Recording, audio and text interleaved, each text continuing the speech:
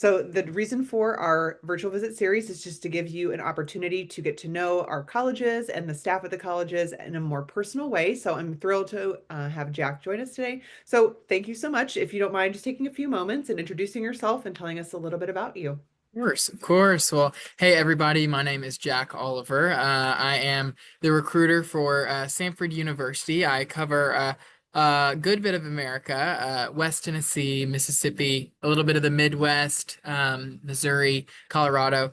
So kind of all over. I'm excited to serve y'all. I graduated in this past May with a degree in public relations and experienced Samford myself and loved it so much. I wanted to do a job out of it. So excited to share with y'all. Yeah, we were catching up before we started recording that I too worked on your side in the admissions officer role for my alma mater. And it's just so easy to recruit for a place that you attended, that you're passionate about, that you truly could speak to the student experience. And again, it's very relevant for you since you just graduated. So it's all fresh for you. You just went through it. It's not, 10 years removed. So I'm sure Right. that is really helpful for families and parents that meet you on the road or at the high schools or whatnot to kind of give like that fresh perspective of the this is what really goes on. I just lived it. I just experienced it.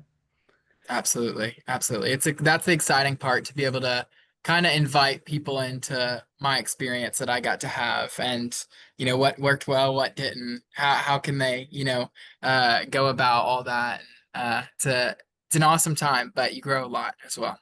For sure, for sure. So, for those that are watching this that might not have heard of Samford, that may not to be confused with Stanford, can you tell us a little bit about Samford, where it's located, the size of the institution, maybe like a point of pride or what you're best known for? We would love to know. Of course, yeah. So Samford University is in Homewood, Alabama, so right outside of Birmingham, Alabama.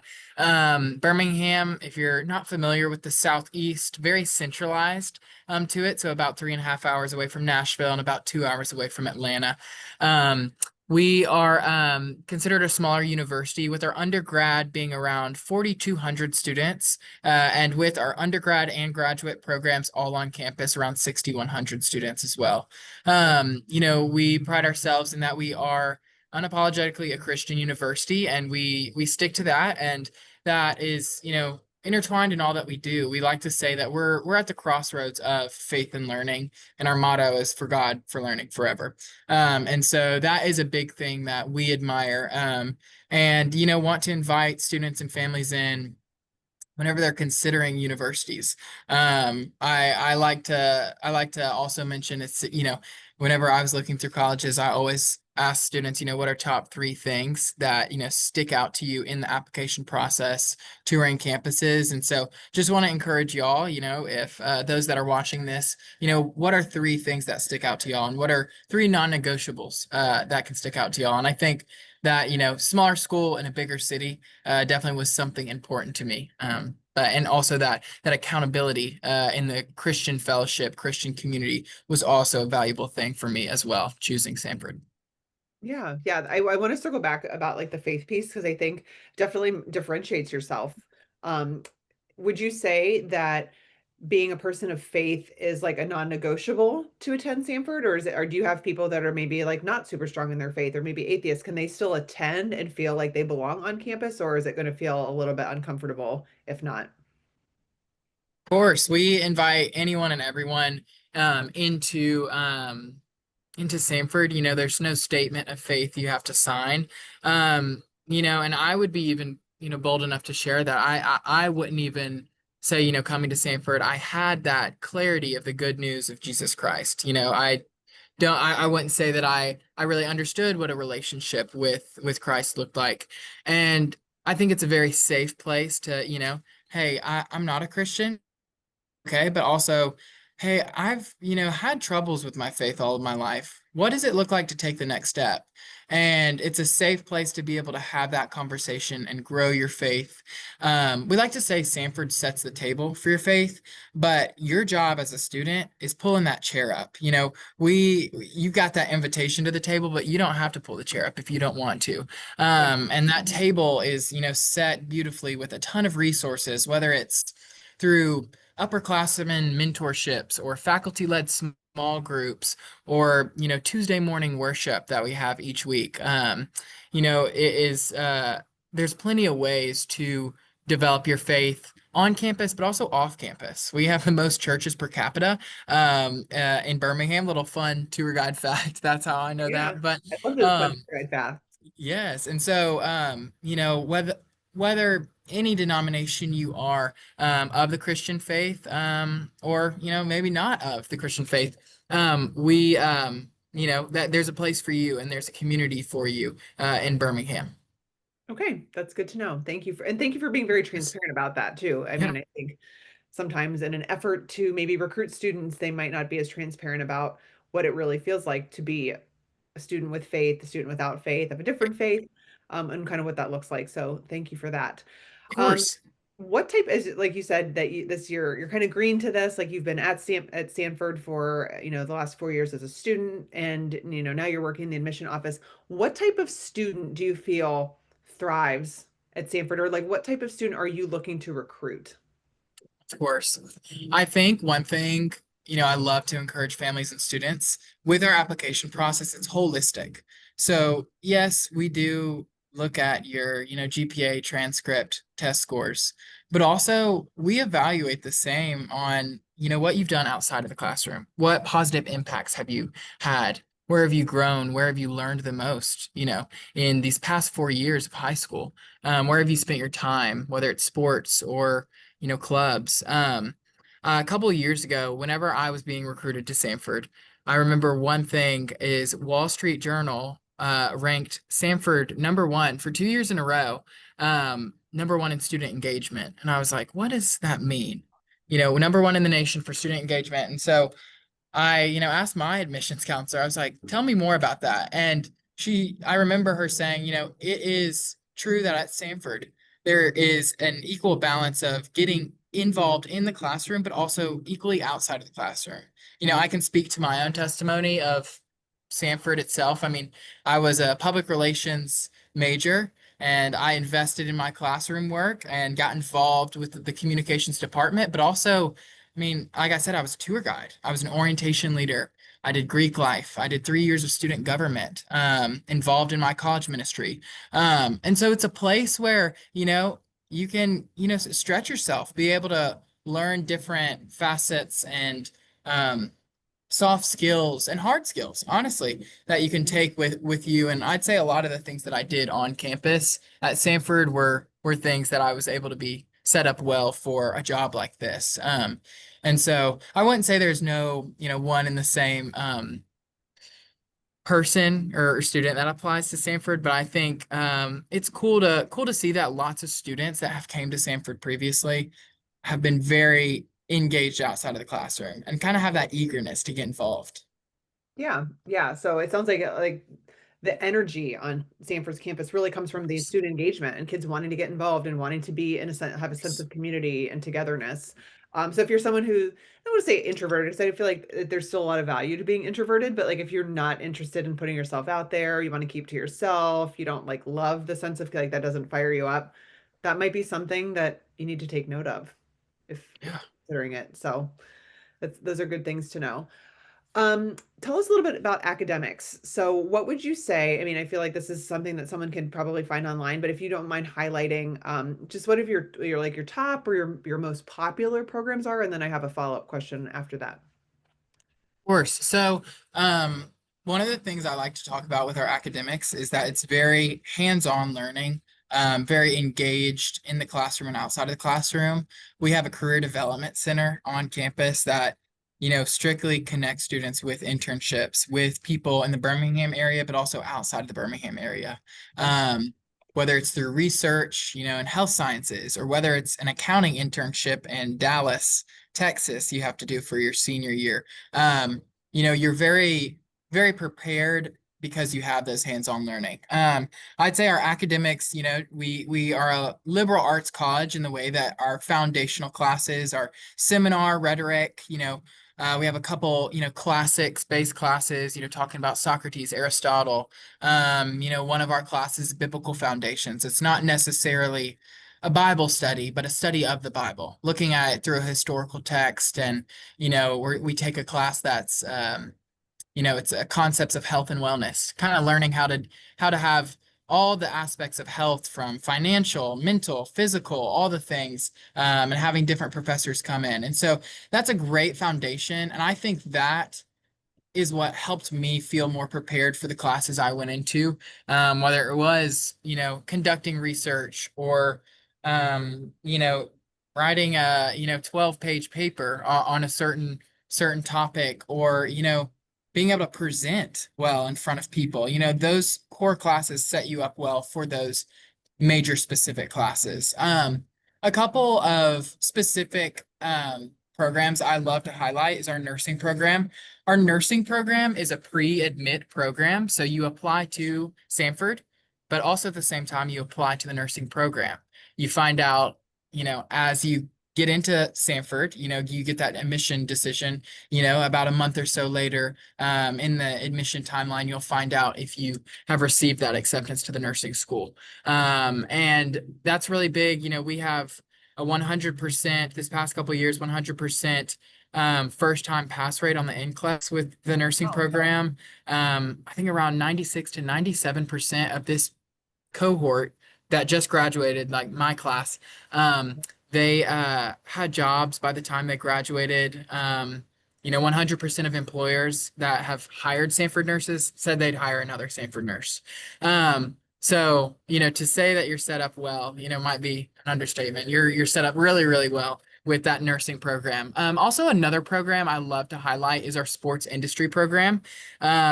It is, you can do sports marketing, sports analytics. That has become more of a bigger thing, with the digital age of sports teams, NFL, NBA, all the things needing, kind of the back end, the analytics, the digital kind of media side of it.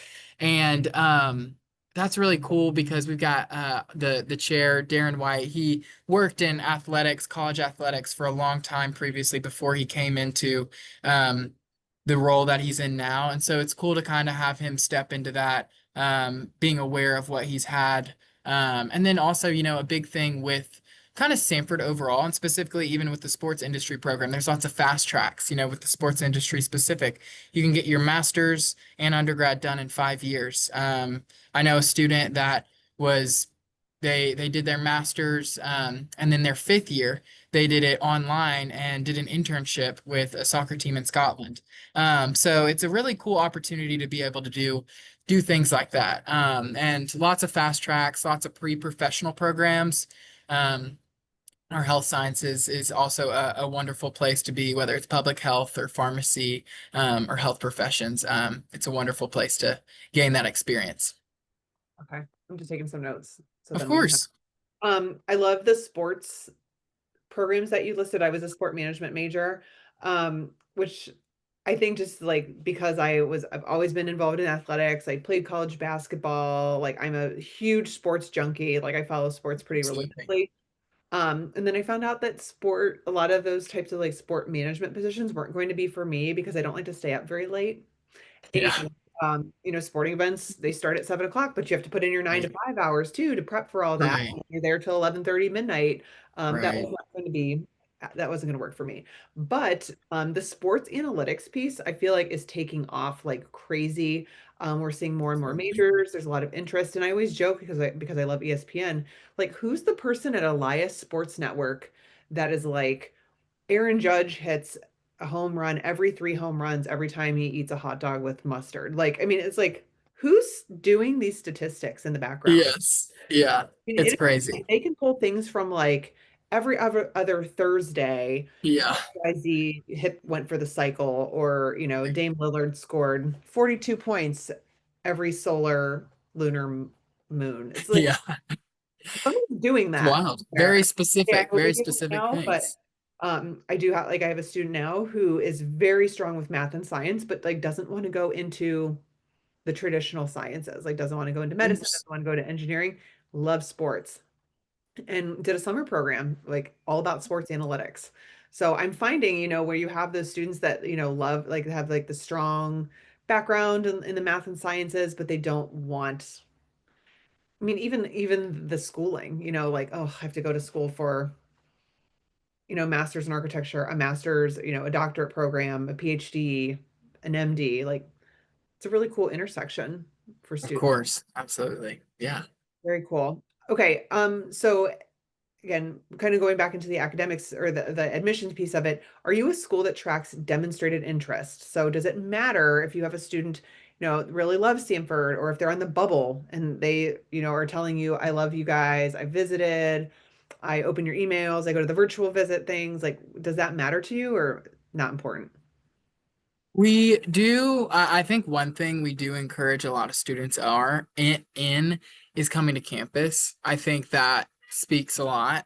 Being able to have a student on campus, makes it real for them, and they can see, okay, this could be my future. But then it also makes it real for us. It's like, hey, we've had that touch point. That's wonderful. And I think coming on our campus, a Monday through Friday is probably the best thing a student can do. Our tour guides are actual students living the life, like, going from class to being a tour guide and being able to, pour into these prospective families and students. And so I think one thing, there's not necessarily, I think, like a track record of it all, but I think a big encouragement on our end is, come to campus, come visit campus. Because I mean, I visited campus and I remember I was like, wow, this is in the middle of Alabama, huh?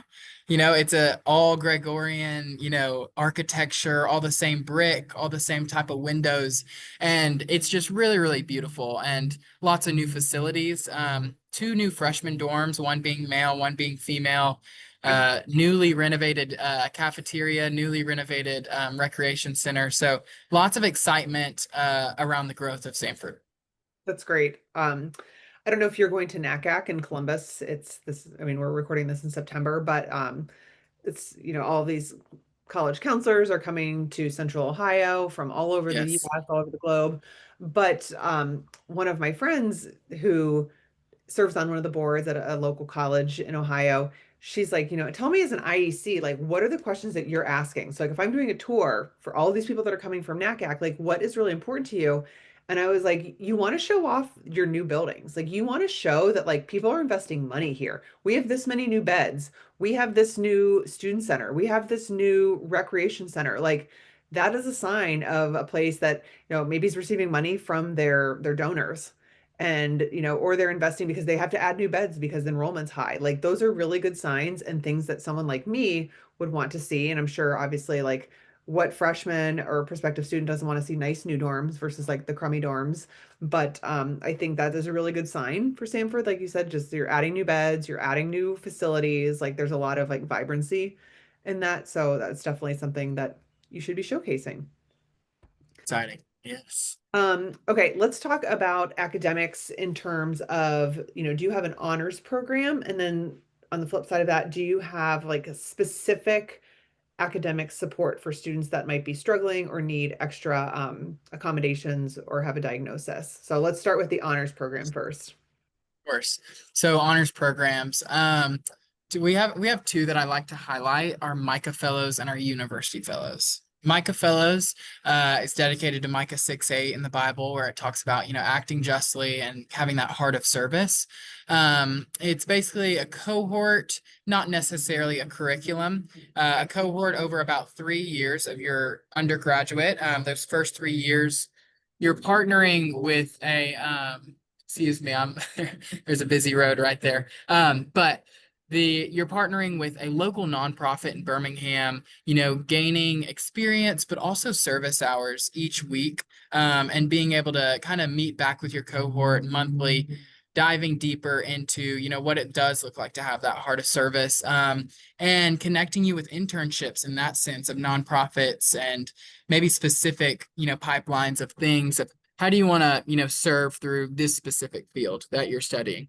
With that program, you go to Dublin, Ireland after your junior year with your cohort. And then the second one that I like to highlight is our University Fellows. That is a 2-year program, kind of dedicated more onto that classics curriculum. So it is more of that curriculum based. And so adding more classes onto what you have, definitely makes it a bit more rigorous. that's a cohort of around 30 to 40 people each year. It differentiates. There's an interview day on campus. But I mean, you're diving deeper with your classmates with Socrates, Aristotle, all that bigger philosophy terms, if that's something of interest.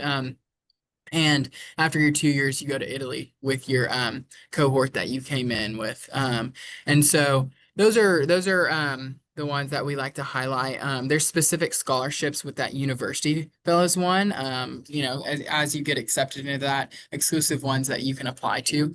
Um, and so that's kind of the that first part of the question. And then second part of the question, you asking about kind of accommodations. What does that look like on campus? So we do have a Office of Accessibility and Accommodations on campus. Whether it's you've got a broken leg or, your student has dyslexia and you need more time and more, kind of energy with the professor.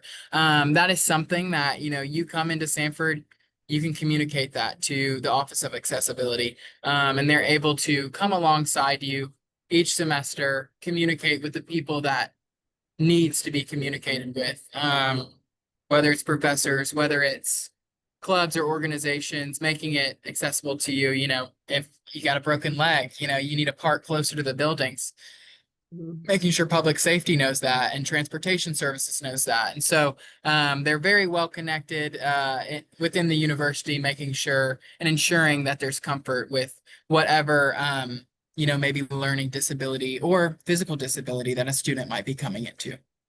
Yeah, I'm glad you touched on physical disability because I feel like when I ask this question, it always goes to like, we have a writing center, we have peer tutoring, we have an Mhm. office of disability support. Like everybody has that, which is great, and they should, Right. they need to.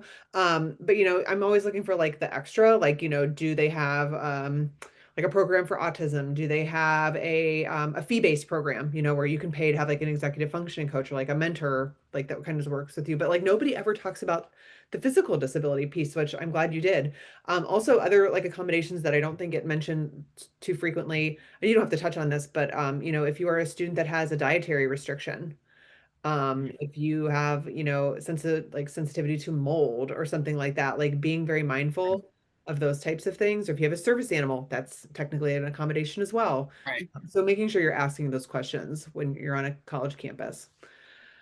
Okay, so thank you for answering that. When you have a student that's applying, this is a question that we ask because we have a really cool blog that my colleague Jamie did, and it's like become kind of viral in our community, but So, they're hidden scholarships. So like a lot of okay. times when a student's applying, oh, you got accepted, and based on your GPA and your test score, if you don't use a test score or whatever, you get $20,000. It's just automatically given on the basis of your application. But sometimes we find like hidden scholarships. So maybe there's like two, three, five scholarships that a college has that not you don't have you're not automatically considered for, but you have to fill out an application. Maybe you have to do an interview. Maybe it's specific to a major. So for your incoming freshmen, is there anything additional that is not that they could maybe apply for that isn't like an automatic review? Course, of course. So I'll touch on two things. The first one being our Davis Scholarship. That's a $2,000 annual renewal for each year scholarship. That is one that you apply to before December 1st. So with that, we do encourage students getting their materials in for their application before that timeline. That's talking more about leadership, things that you were involved in, writing an essay about that, and then submitting a resume with that as well. And so that's a big thing that you can look into, and we encourage students to look into. And then on the other end is lots of departmental ones. So for example, history or journalism or business, you know, lots of people don't think to go to those pages and look at, hey, what scholarships do they have? So going in and kind of getting a more better view of what it looks like to, hey, I'm committed to this major and this is what I want to do. So how can I, get some more financial support in that way? Now I will say some of those scholarships are kind of ones that you apply for when you're in the kind of in the middle of taking those classes. But Yeah, I there was are going to say some, sometimes I feel like the departmental ones are like usually reserved for like sophomore, junior, seniors because they've yes. exemplified that they've like are committed to the curriculum, but Right.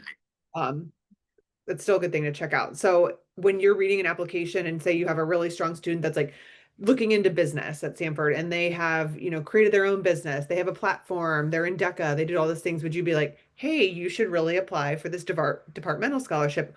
Or is that more just like, you should be looking this up? Like, you know what I mean? Like, is that something that you're like encouraging students to do on it? Or is it more like where you can indicate like, wow, this kid's awesome. They would be great here. I'm going to mention the Davis scholarship to them. Or like how does that kind of come about?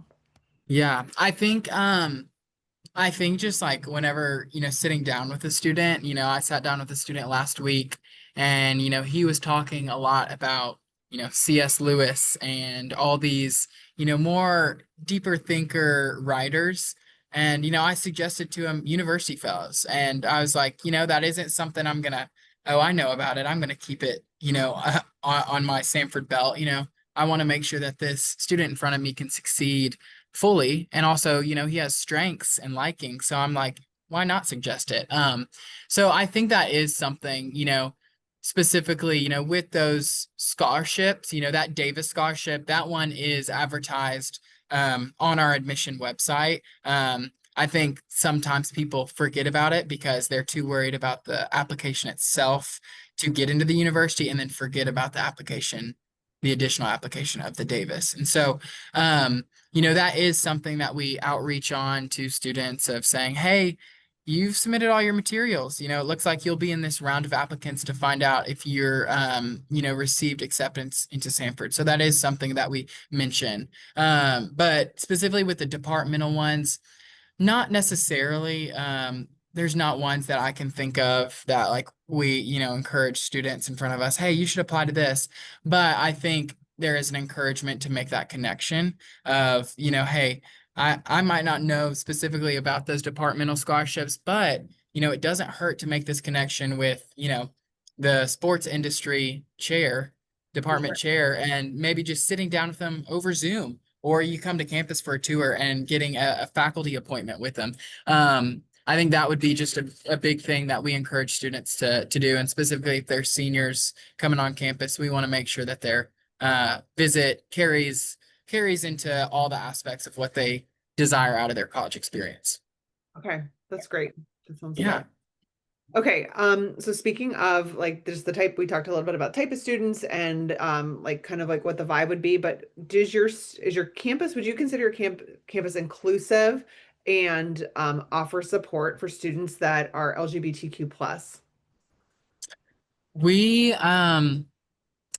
with our, being a Christian private university, I think everything that we do is centered in the faith and morals that are pointed to the scripture. We aren't, a closed off university. As Christians, we're called to love everyone. And so I think that's a big thing that we desire. And, we're not going to turn away someone because of that. But we do desire to point people to Christ while they're on our campus. Okay.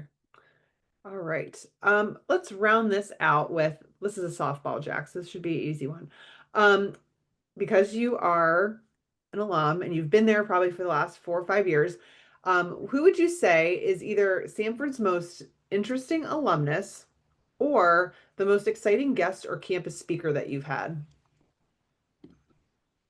I am a big Arrested Development watcher, and I watched that show before I came to Samford, and then I found out while I was at Samford, oh, Tony Hale went to Samford, and he's the son that's kind of estranged in that show, and it's so funny because now he's back in Birmingham and he lives back there, and I mean I saw him at a coffee shop a couple months ago, just sitting across from me, and so it's cool that and I also love that he was a journalism major. He was a journalism mass communication major like myself, and so I was like, okay, maybe I should go into acting. Thinking about that, if a journalism major can do it, he did it, I can do it. So I think it's really really cool to kind of have that connection, and he's come to campus a couple of times for homecomings over the years.